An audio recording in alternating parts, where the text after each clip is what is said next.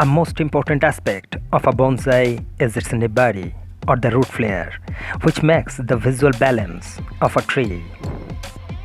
There are many different techniques to create a beautiful nebari. For a wild collection, you can create it by regularly pruning or by root grafting. We used to throw the sacrificial branches after completed our job. But my opinion, don't throw it, basically the ficus branches. You can propagate your new collection of bonsai by cuttings. Here, I'm going to unlock my secret of fascinating nebari of my trees which is propagated by cuttings. Just keep watching.